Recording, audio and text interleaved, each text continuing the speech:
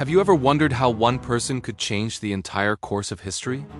Today, we're diving deep into the story of a man who did just that, Alexander the Great. In just over a decade, this young Macedonian king forged one of the largest empires the ancient world had ever seen. But his story isn't just about epic battles and vast conquests. It's about a legacy that has echoed through millennia, shaping cultures, sciences, and even our modern world in ways you might not expect. So grab your snacks, get comfortable, and let's journey back in time to uncover the incredible legacy of Alexander the Great. First, let's set the stage. Alexander was born in 356 BC in Pella, the capital of Macedon. His father was King Philip II, a brilliant military strategist who had transformed Macedon from a backwater kingdom into a major Greek power. His mother was Olympias, a fiery and ambitious princess from Epirus. From a young age, Alexander was groomed for greatness. He was tutored by none other than the famous philosopher Aristotle, who instilled in him a deep love for philosophy, science, and Greek culture. This education was crucial. It wasn't just about learning facts. It was about developing a mindset, a curiosity about the world that would drive his future ambitions. When Alexander was just 20 years old, his father was assassinated and he inherited the throne. It was a chaotic time, with rival kingdoms and rebellious Greek city-states testing the young king's authority. But Alexander didn't hesitate. He swiftly and ruthlessly crushed all opposition, securing his power base in Greece. With his homeland under control, he turned his sights to his father's ultimate dream, the invasion of the mighty Persian Empire. In 334 BC, Alexander crossed the Hellespont into Asia with an army of around 40,000 men. What followed was one of the most remarkable military campaigns in history. He faced the Persian king, Darius III, in a series of legendary battles: the Battle of the Granicus, the Battle of Issus, and finally, the decisive Battle of Gaugamela. At Gaugamela, Alexander was vastly outnumbered, but his tactical genius and the discipline of his Macedonian phalanx won the day. Darius fled, and the Persian Empire, which had dominated the Near East for 2 centuries, was his. But Alexander didn't stop there. He pushed his army east, through modern-day Iran, Afghanistan, and into India. He wanted to reach the ends of the world and the great outer sea. He founded dozens of cities along his route, many of them named Alexandria. The most famous, of course, is Alexandria in Egypt, which would become a beacon of learning and culture for centuries. He fought against fierce local resistance, including a grueling campaign in India where he faced war elephants for the first time. It was only after his troops, exhausted and homesick after 8 years of constant marching and fighting, mutinied at the Hyphasis River, that he finally agreed to turn back. Tragically, Alexander's journey ended too soon.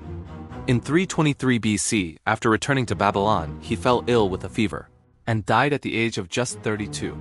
He never named a clear successor, and his final words were supposedly, "To the strongest." His death plunged his vast empire into chaos, as his generals, the Diadochi, fought each other for control in a series of conflicts that lasted for decades. Eventually, the empire was carved up into several Hellenistic kingdoms, such as the Ptolemaic kingdom in Egypt and the Seleucid Empire in Asia. So if his empire crumbled so quickly, what exactly is his legacy? Why do we still talk about him today? This is where the story gets really interesting. Alexander's most profound and lasting impact was the creation of the Hellenistic world. His conquests weren't just about military domination. They were a vehicle for cultural transmission. As he and his Greek and Macedonian soldiers marched across Asia and North Africa, they brought their language, art, philosophy, and political ideas with them. This fusion of Greek, or Hellenic, culture with the local cultures of Egypt, Persia, and India created a vibrant new civilization.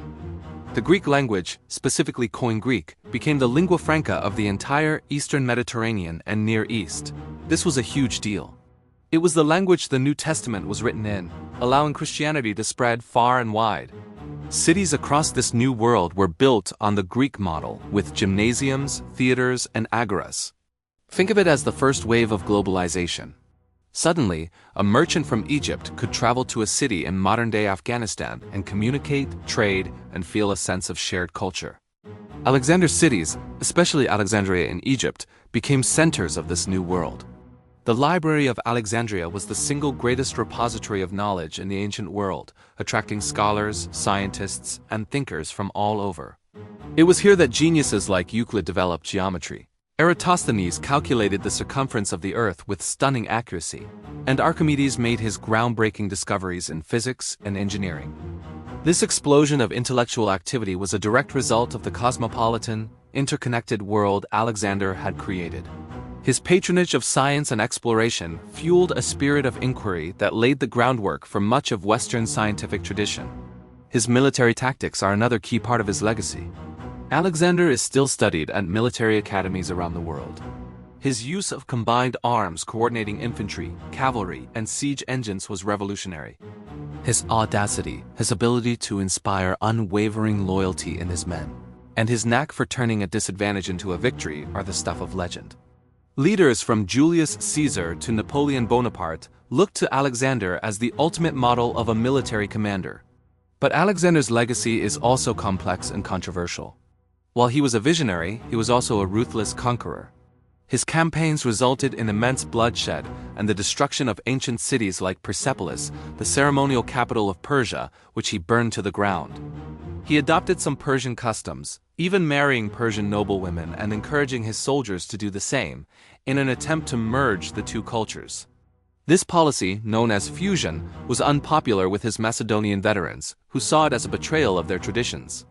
Was he a liberator who brought enlightenment, or a tyrant who imposed his will through violence? The truth is probably somewhere in between, and historians still debate this question today. His influence even extends into art and religion. The style of Greek sculpture, with its emphasis on realism and idealism, spread eastward. You can see Hellenistic influences in Buddhist statues from Gandhara, in modern-day Pakistan and Afghanistan, where early depictions of the Buddha often resemble Greek gods. In some regions, Alexander himself was deified and became a figure in local folklore and mythology for centuries after his death.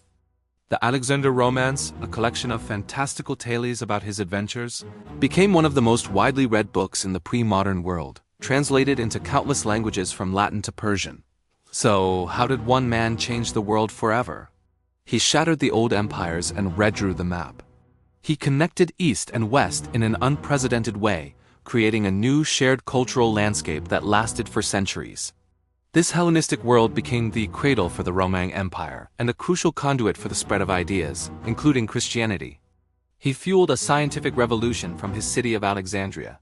His military genius set a standard for commanders for 2,000 years. Alexander the Great's story is more than just a tale of conquest. It is a powerful reminder of how the ambitions and actions of a single individual can create ripples that travel across oceans of time. He was a builder and a destroyer, a scholar and a warrior, a visionary and a tyrant. His short, brilliant life fundamentally altered the trajectory of human history, and the world we live in today still bears the imprint of his footsteps. Thanks for joining me on this deep dive into Alexander's incredible legacy. If you enjoyed this journey through history, make sure to hit that like button and subscribe for more stories about the people and events that shaped our world. Let me know in the comments what you think is Alexander's most important legacy. See you next time.